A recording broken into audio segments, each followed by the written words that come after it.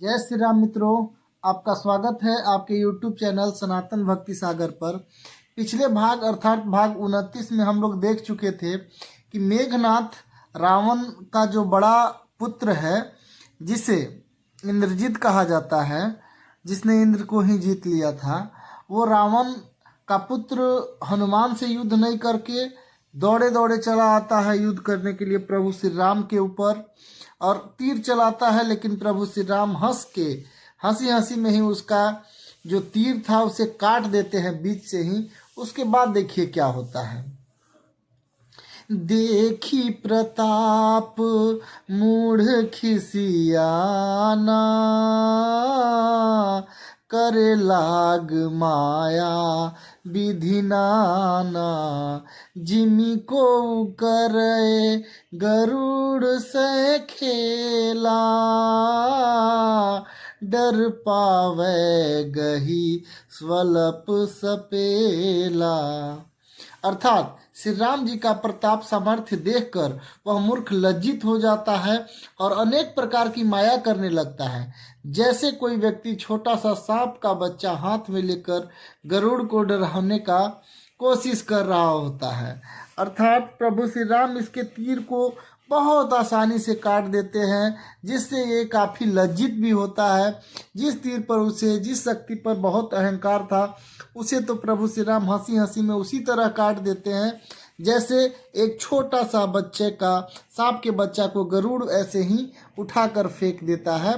तो ऐसा हालत देखकर बहुत लज्जित होता है मेघनाथ। उसके बाद एक दोहा है मित्रों, जसु प्रबल माया बस शिव बिरंची बड़ छोट, ताहि दिखावई निशिचर निज माया मति खोट।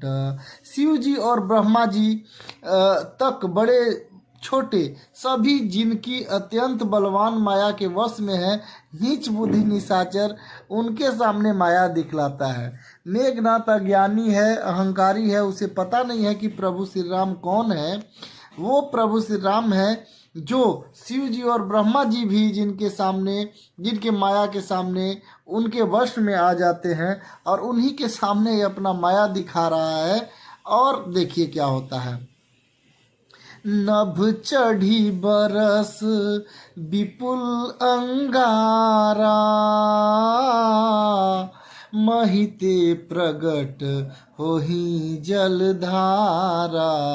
नाना भांति पिशाच पिशाची, मारु काटु धुनि बोलहि नाची। आकाश में ऊंचे चढ़कर वह बहुत से अंगारे बरसाने लगता है। पृथ्वी की जल की धाराएं प्रकट होने लगती है। अनेक प्रकार के पिशाच तथा पिशाचियां नाच नाच कर मारो काटो आवाज करने लगती है। वो ऐसा मायान रचता है कि आकाश में उड़कर अंगार बरसाने लगता है, पृथ्वी पर जल की धाराएं प्रकट करने लगता है, और बहुत सारी राक्षसियां पिशाची सब मारो काटो ऐसा कुछ आवाज आने लगती है। मतलब जो मेघनाथ है वो माया रचता है। उसके बाद देखिए क्या होता है। बिष्टा पुई रुधिर कचहाड़ा, बरसई कबहू उपुल बहु छाड़ा। बरसी धुरी किन हेसी अंधियारा, सुझन आपन हाथ पसारा। अर्थात वह मेघनाथ माया रचता है। वह कभी तो विष्ठा, पीप, खून, बाल और हड्डियां बरसाने लगता है, कभी बहुत से पत्थर फेंक देता है। फिर भी उसे धूल बरसाकर ऐसा अंधेरा कर दिया कि बहुत घनघोर अंधेरा हुआ, जिसमें आपका हाथ भी अपना हाथ को नहीं देख सकता था। मतलब एक हाथ दूसरे हाथ के करीब भी लाने, मतलब कुछ भी नहीं दिखाई दे रहा था। ऐसा माया रच देता है मेघनाथ। उसके बाद देखिए क्या होता है मित्रों। कपि अकुलाने माया देखे, सब कर मरण बना एहि लेखे। कौतुक देखी राम मुस्काने,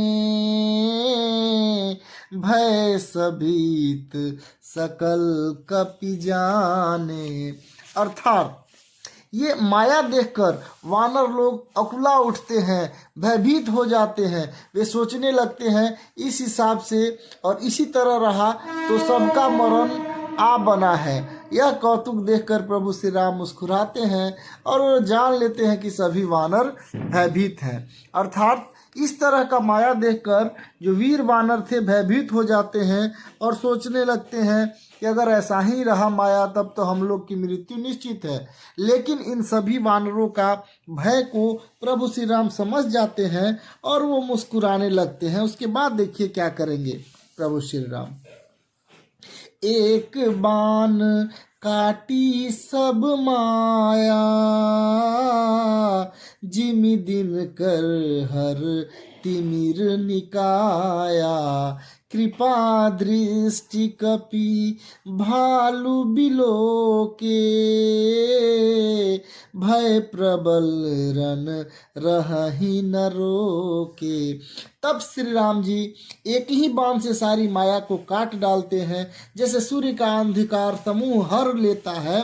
तदंतर उन्होंने कृपा भरी दृष्टि से वानर भालुओं की ओर देखा, जिससे वे ऐसे प्रबल हो गए मानो रण को रोकने पर भी नहीं रुकते थे।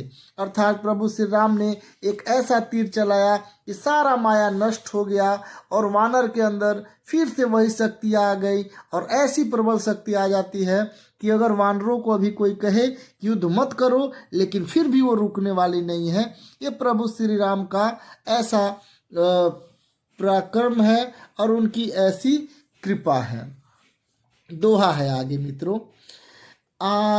आयसु मागी राम पही, अंगदादि कपि साथ, लक्ष्मण चले क्रुद्ध होई, बाण सरासन हाथ, बाण सरासन हाथ। अर्थात श्री राम जी की आज्ञा मांगकर अंगद आदि वानरों के साथ हाथों में धनुष बाण लिए हुए श्री राम जी क्रुद्ध होकर चल पड़ते हैं मेघनाथ से युद्ध करने के लिए। अब देखिए मेघनाथ से युद्ध करने के लिए खुद श्री राम प्रभु राम का आज्ञा लेकर खुद लक्ष्मण जी क्रोधित होकर चल पड़ते हैं युद्ध करने। उसके बाद का बड़ा ही प्यारा चौपाई है मित्रों, देखिए। छतज नयन उर बाहु विशाला, हिमगिरि निभ तनु कछु एक लाला, इहा दसानन सुभट पठाए, नाना अस्त्र शस्त्र गहि धाये। अनेक लाल लाल नेत्र, चौड़ी छाती और विशाल भुजाएं, हिमाचल पर्वत के समान उज्जवल गौरव वर्ण शरीर, उच्च ललाई लिए हुए इधर रावण भी बड़े बड़े योद्धा भेजते हैं और अनेक अस्त्र शस्त्र लेकर दौड़ पड़ते हैं। यानी इधर से रावण भी अनेक प्रकार के शक्तिशाली विशाल भुजाओं वाले राक्षस को, पर्वत के समान जिनका शरीर है, उन्हें भेजता है और युद्ध में अनेक प्रकार के अस्त्र शस्त्र लेकर उन्हें युद्ध करने के लिए भेजता है। उसके बाद का चौपाई देखिएगा मित्रों। भूधर नख बिट पायुध धारी,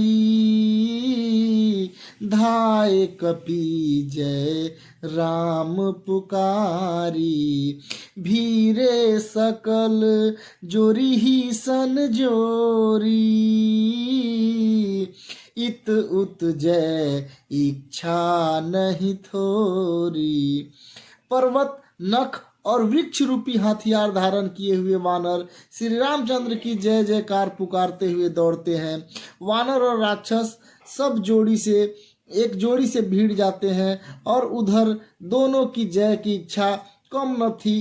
प्रार्थना अर्थात वो दोनों प्रबल, जो दोनों राक्षस और वानर थे, प्रबल योद्धा थे और दोनों एक दूसरे का अंत करने का प्रयास कर रहे थे। प्रभु श्री राम की जय बोलकर और राक्षस लोग जय लंकेश बोलकर एक दूसरे पर आक्रमण करने लगते हैं। उसके बाद का प्यारा सा चौपाई देखिएगा मित्रों। मुठी कन्ह लातन दातन काटही, कपि जयसिल मारी पुनि डाटही, मारु मारु धरु धरु धरु मारु, शीस तोरी गही भूजा उपारू। अर्थात वानर उनको घूंसा और लात से मारते हैं, दांतों से काटते हैं। विजयशील वानर उन्हें मारकर फिर डांटते भी हैं, मारो मारो पकड़ो पकड़ो। मतलब दोनों तरफ से बहुत घमासान युद्ध हो रहा है। वानर लोग राक्षसों को पकड़ पकड़ मार रहे हैं और राक्षस भी पकड़ पकड़ कर मारने का प्रयास कर रहे हैं, दांत से काट रहे हैं।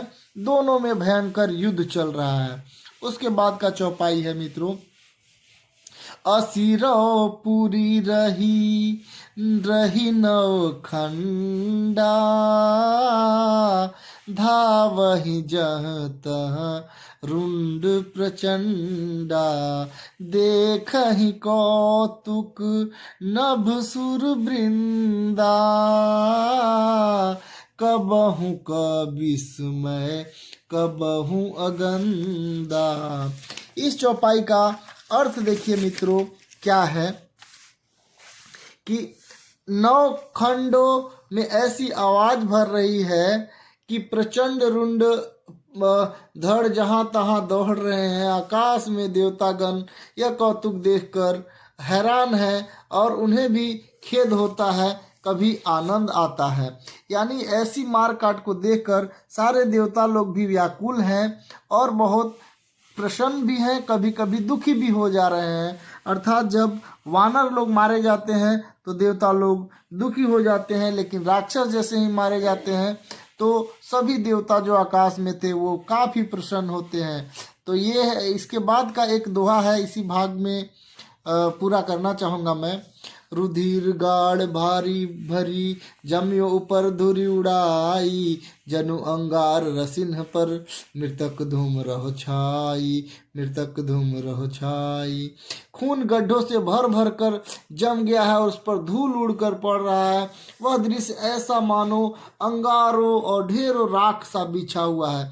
यानी बहुत सारे वानर वीर और राक्षस मारे जा रहे हैं और चारों तरफ के गड्ढे हैं वो खून से भरे हुए हैं और धूल उड़ उड़ कर उन गड्ढों में जा रहे हैं जहाँ पर खून जमे हुए हैं, रक्त जमे हुए हैं।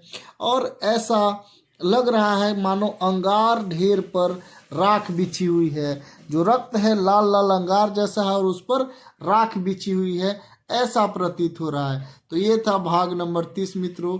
मिलते हैं अगले वीडियो में। आपका प्यार और सपोर्ट के लिए बहुत बहुत धन्यवाद। जय श्री राम।